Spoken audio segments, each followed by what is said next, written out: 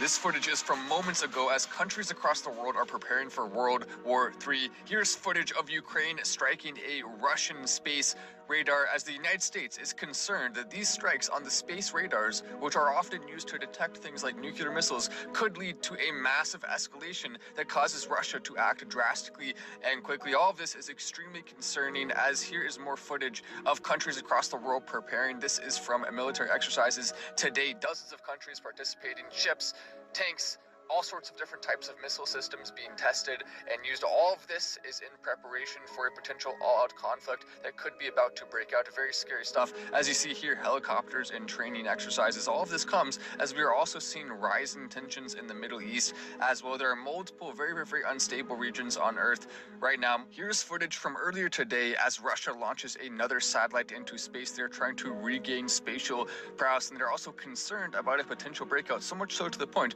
where they are now threatening a quote nuclear escalation. That right there is extremely scary stuff because it certainly shouldn't be taken lightly. This is not North Korea doing it. This is one of the most powerful countries in the history of the world. Don't be underestimating them just because of the Ukraine war and what's happening with that. They're only using a tiny fraction of their power, and they're also in an extremely bad position. This comes as the United States has opened the floodgates. The green light has been given for Ukraine to make strikes on Russian land using NATO and US supplied equipment. Russia drew a red line in the ground saying that you cannot do that. We will escalate. And so now we're going to have to see, will Russia live up to its threats, or will we see a de-escalation? It seems like the first one could be very likely here. Concerning is in fact an understatement, despite the fact that we are seeing Ukrainian soldier little girls dancing on camera and thinking all of this is one big joke. It's certainly not a joke. There are people's lives at stake. Many people's lives have already been lost, and there's a lot more coming. With Joe Biden in office, we are closer to World War III than we have ever been